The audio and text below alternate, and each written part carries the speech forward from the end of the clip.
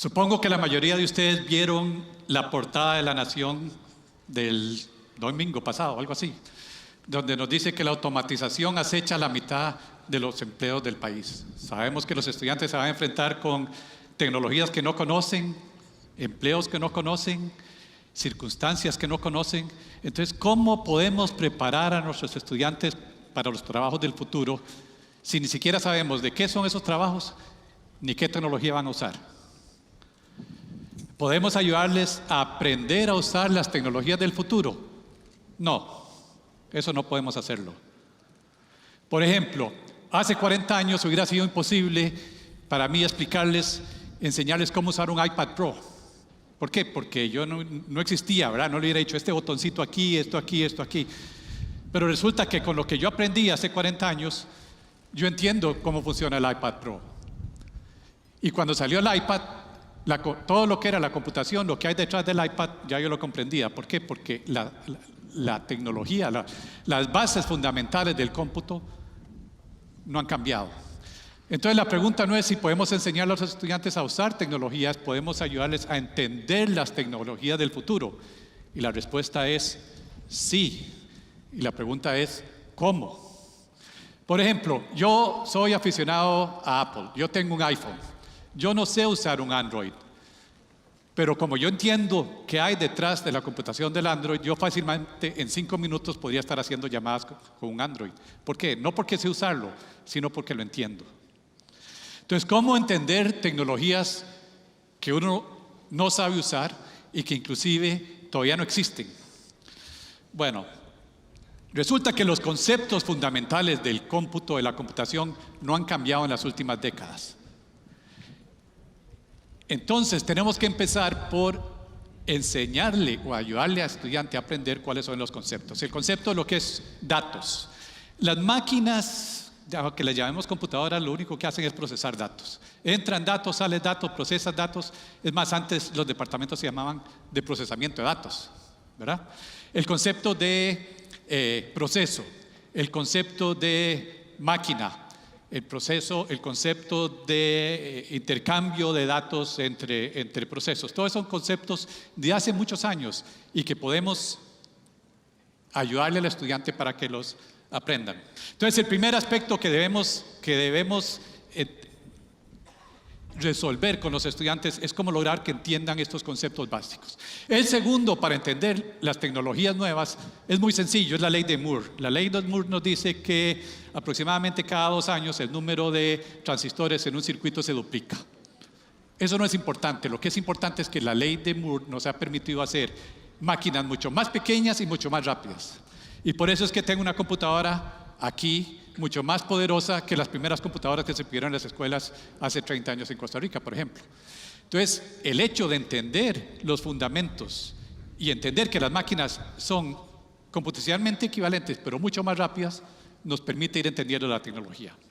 Y el tercer aspecto que tenemos que entender es que en computación resolvemos todos los problemas mediante nuevos niveles de abstracción. Y eso voy a tratar de explicárselos. La ley de Moore lo que nos da son máquinas mucho más rápidas y ese es el nivel más bajo. O sea, las máquinas son más rápidas y más rápidas. Ahora son tan rápidas que se acuerda cuando uno decía, su procesador es 286, al mío es el 386 y 486 y 586. Ahora no, ahora son suficientemente rápidas todas, ¿verdad? Cuando tenemos un hardware, programamos algo encima que es un sistema operativo. Entonces, uno no dice, mi máquina es Intel, ahora uno dice, mi máquina es Windows, mi máquina es una Mac, o mi teléfono es Android, o mi teléfono es iPhone. Y lo importante es que al programarle el sistema operativo es como si hiciéramos una máquina abstracta, es como si la máquina fuera Windows, ¿verdad?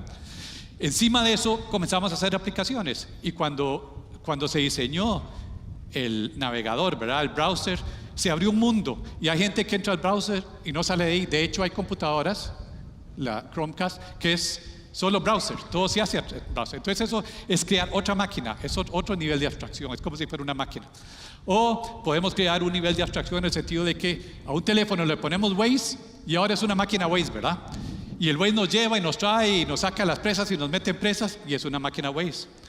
O si es un estudiante, tiene Scratch y puede desarrollar aplicaciones de Scratch. Entonces lo que hacemos en computación es aprovechar las máquinas más rápidas para crear otros niveles de abstracción.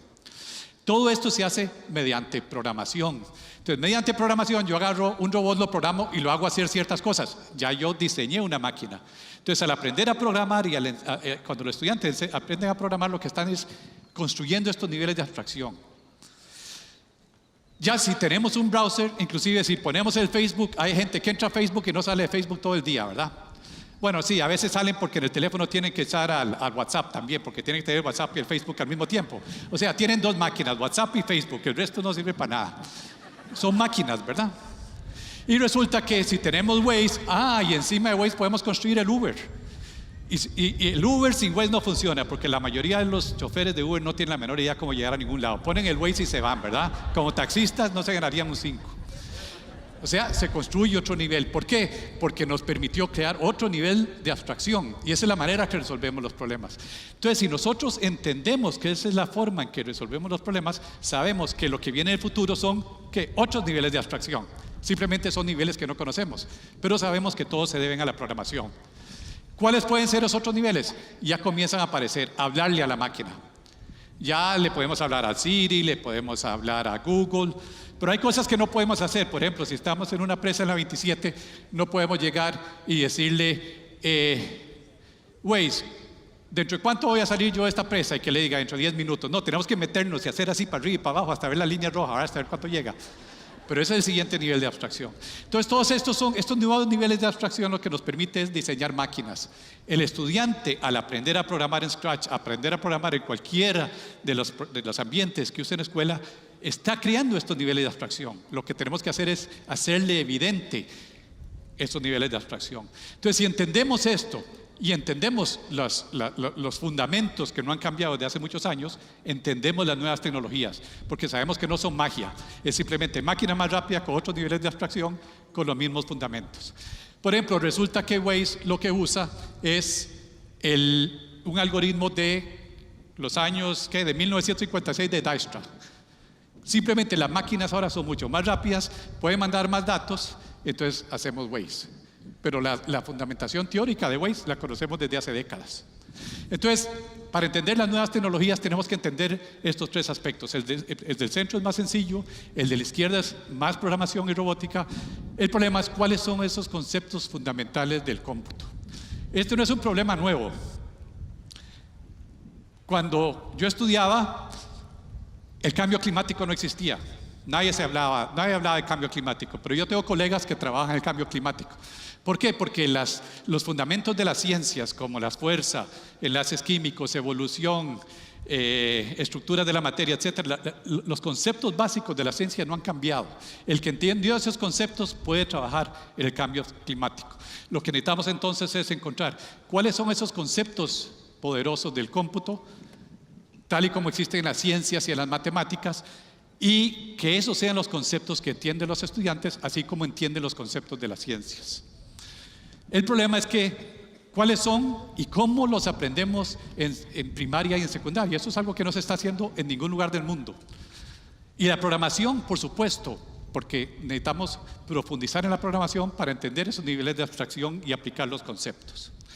Desde hace varios años he estado colaborando con la Fundación Mardengo en tratar de encontrar cuáles son esas ideas poderosas y esos conceptos que debemos lograr que los estudiantes entiendan en primaria y en secundaria para que cuando les aparezcan nuevas tecnologías no sean magia y diga, ese es otro nivel de abstracción con estos conceptos y eso yo no lo puedo tal vez usar, pero lo entiendo. Como ustedes saben, desde hace 30 años el Ministerio de Educación con la Fundación Mardengo inició la introducción de la programación en la educación pública primaria.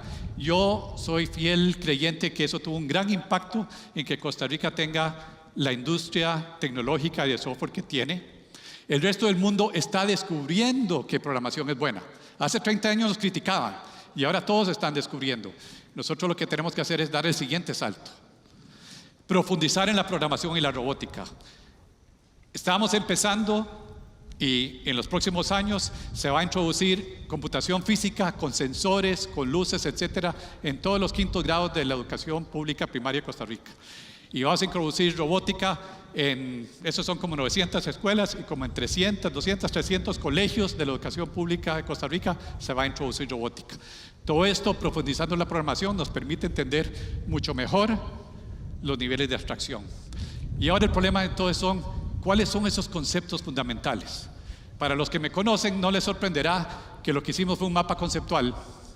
Con más de 200 conceptos empezamos tratando de encontrar de todos los conceptos que se cubren en computación, cuáles eran los importantes.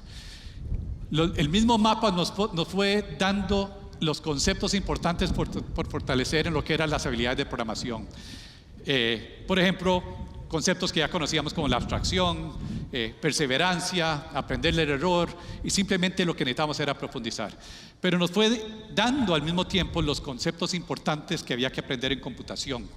Por ejemplo, el concepto de datos, que voy a cubrir ahora más adelante. Lo que es una máquina de estado finito. Lo que son el concepto de estado. El concepto de estado es muy importante. Porque la mayoría de las veces cuando uno llama a un técnico y le dice, está fallando tal cosa, bueno, apáguelo y vuelva a aprender. ¿Verdad que esa es la respuesta siempre? ¿Qué pasó? Que posiblemente esa máquina llegó a un estado del cual no puede salir. O sea, la combinación de condiciones de esa máquina es tal que no le esperaba y no puede salir de ahí. Ahora, eso no le pasa a uno en la bicicleta, ¿verdad? Uno no dice, bueno, es que me está fallando la cadena. Bueno, me voy a bajar de la bicicleta, me voy a subir a ver si ahora funciona la cadena. No, ¿verdad? ¿Por qué? Porque no hay una computadora ahí adentro. Pero si entendemos el concepto de estado y la pantalla azul que nos daba el Windows, eso llegó a un estado en que no puede salir. Entonces, el concepto de estado es algo que debemos lograr que los estudiantes entiendan. De aquí salieron 4 ideas poderosas: datos y operaciones sobre datos. Todo lo que hacen las computadoras es procesar datos. Abstracción y modelos, ya vimos el nivel, lo que es abstracción computacional. Máquinas y programas y programación. Aquí solo voy a profundizar un poquito en datos como un ejemplo. Por ejemplo, podemos comenzar a trabajar metadata. Esto siguió. Okay. Podemos trabajar metadata en primaria o en preescolar. Cuando le presentamos, por ejemplo, a un niño de preescolar un video o una foto, nos podría estar diciendo, sí, este tiene estos colores, o este video tiene esto. Lo que estamos hablando es metadata. Cuando comenzamos a trabajar en primaria la programación, podemos estar hablando de constantes, de variables, podemos pasar a listas, podemos pasar a estructuras de datos. Ya cuando el estudiante llega a secundaria, podemos estar hablando de bases de datos, persistencia. Y ya para noveno podríamos estar hablando de Big Data. O sea, pasamos desde preescolar hasta noveno con una secuencia de lo que son los datos. Esto no solo nos permite la comprensión de lo importante que son los datos en la vida moderna desde el punto de vista de la computación, sino que nos hace enlace con las ciencias, con sensores, con estadística, que es también manejar datos, con estudios sociales en encuestas. O sea, también nos puede enlazar con otras áreas del currículum.